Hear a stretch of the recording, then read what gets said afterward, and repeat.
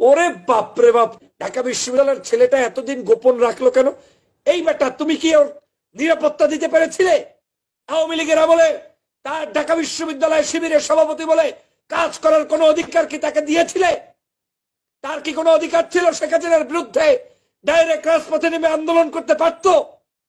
তাহলে সেটা যখন পারত না, তাহলে তার কৌশল অবলম্বন করে তিনি যে কাজটি করেছেন, এটা তো তার রাজনৈতিক আদর্শের অংশ।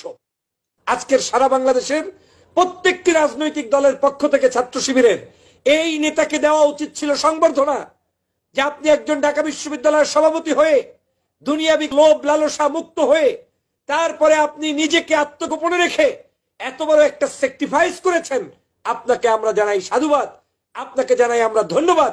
আর আপনারা এখন বিজয় অর্জন করার পথে কিছু গান্ডু, কিছু দুষ্ট, কিছু স্বার্থবাদী মানুষ, কিছু দালাল, কিছু ধান্দাবাজ, কিছু বামপন্থী, যাদের উদ্দেশ্যই হচ্ছে বাংলাদেশে আওয়ামী লীগ থাকলেও বাম, বিএনপি আসলেও বাম, স্বার্থের সময় ইসলামপন্থী দলগুলোকে ব্যবহার করতে যাদের মজা লাগে, আর স্বার্থ ফুরিয়ে গেলে তাদের উত্থানকে দেখলে যাদের কষ্ট লাগে, আমি মনে করি এর সব ধান্দাবাজ। আজকের জাতিকে জানতে হবে, আমি এই শিবিরকে অবশ্যই ধন্যবাদ জানাই। বাংলাদেশে সবচাইতে জুলুম নির্যাতনের শিকার হওয়া যেই ছাত্র সংগঠনটি হয়েছে তার নাম শিবির। এখন শিবির যদি তার কৌশল পরিবর্তন করে কিংবা দেশের মানুষকে মুক্তির জন্য তিনি যদি কৌশল করে আজকের তিনি এই কৌশলে জিতিয়ে এনে বাংলার মানুষকে মুক্ত করে, তাতে আপনার জ্বলে কেন? আপনার আগুন জ্বলে কেন?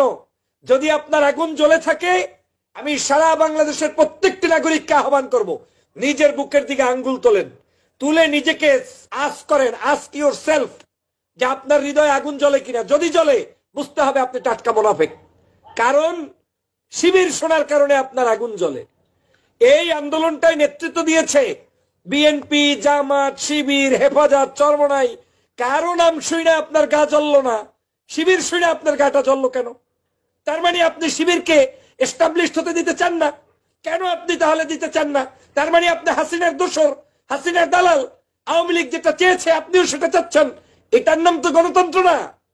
আমি আমার ছাত্র দলকে প্রতিষ্ঠিত হতে দেখতে চাই, আমি আমার ইসলামী আন্দোলনকে প্রতিষ্ঠিত হতে দেখতে চাই, আমি আমার কওমি ছাত্রকে প্রতিষ্ঠিত হতে দেখতে চাই। এট দ্য সেম টাইম আমি আমার ছাত্র শিবিরকেও প্রতিষ্ঠিত হতে দেখতে চাই। এটাই তো হচ্ছে স্বাধীনতা, এটাই তো হচ্ছে মুক্ত চিন্তা, এটাই তো হচ্ছে রাজনৈতিক শিষ্টাচার। কিছু ভদ্র নামের মুখোশধারী কিছু ব্যক্তির কর্মকাণ্ড এই সন্ধ্যা থেকে দেখছি আর ভাবছি, জীবনে এরা কোনোদিন এই বাংলাদেশে হাসিনার কাছ থেকে ক্ষমতা নিয়ে স্বাধীনতা ঘোষণা করতে পারত না। আর আজকের এই শিবির তার আন্দোলনে নামার জন্য তার নিজস্ব কৌশল অ্যাপ্লাই করেছে, এটা তার রাজনৈতিক স্বাধীনতা। আপনাকে জিজ্ঞেস করবে নাকি যে শিবির গোপনে থাকবে না প্রকাশ্যে থাকবে? আপনাকে জিজ্ঞেস করবে নাকি যে শিবির কবে মিছিল করবে কবে করবে না? আপনাকে জিজ্ঞেস করে কি? আপনি কে? আপনার দাদন খায় নাকি শিবির? শিবির বাংলাদেশে ঢাকা বিশ্ববিদ্যালয়ের রাজনীতি করবে কিভাবে, করবে কিভাবে, করবে না, সেটা নিয়ে তো আপনাকে উত্তর দিবে না। সারা বাংলাদেশে এই শিবিরকে শেখ হাসিনা নিষিদ্ধ করেছে, জামাতকে নিষিদ্ধ করেছে। সেই জায়গায় শিবির তার কৌশল হিসাবে যখন যে আন্দোলন করা দরকার, সংগ্রাম করা দরকার, সেটা তার নিজস্ব পদ্ধতি, পরিচালনাগত পদ্ধতি, অবশ্যই সেটা তার করার অধিকার রাখে। আপনি বরং তার এই পদ্ধতিকে সমালোচনা করে রাজনৈতিক শিষ্টাচার বহির্ভূত কর্মকাণ্ড করছেন। আমি মনে করি আপনার যেমন অধিকার আছে, যেমন আমি মুক্তমানা একজন মানুষ, আমি স্বাধীনতায় বিশ্বাস করি।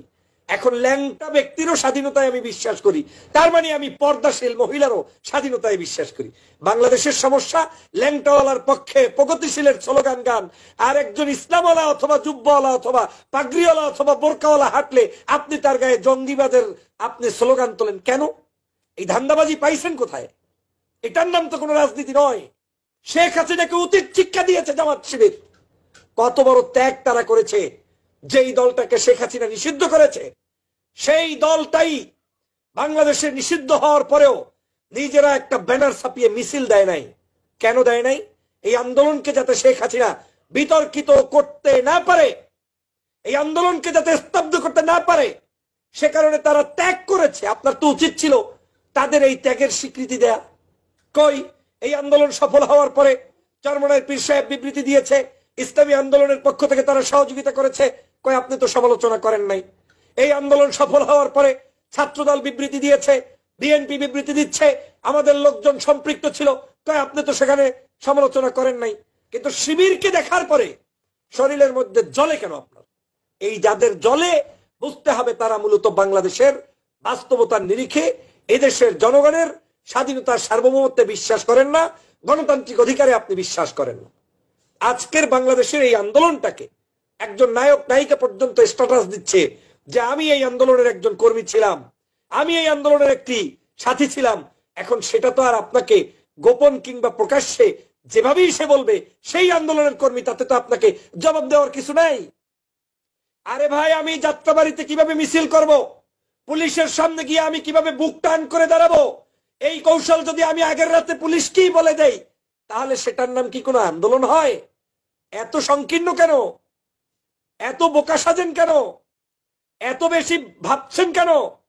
শিবির ঢাকা বিশ্ববিদ্যালয়ের এই ছেলেটি আজকে সঠিক কাজ করেছে, আমি স্যালুট জানাই।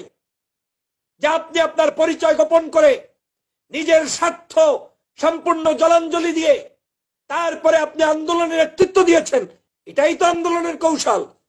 যেখানে সমগ্র বাংলাদেশের ফ্যাসিবাদী এই শেখ হাসিনা সারা দেশের জনগণের উপরে চরমভাবে আজকের জুলুম করেছে, নির্যাতন করেছে, মানুষ মুক্তির দিশা খুঁজেছে, খুঁজে যখন পায়নি, অস্থির হয়ে গিয়েছে, তখন সমগ্র বাংলাদেশের নাগরিকরা পথ খুঁজতেছিল যে কোনো মূল্যে হাসিনার হাত থেকে মুক্তি পাওয়া যায় কিনা।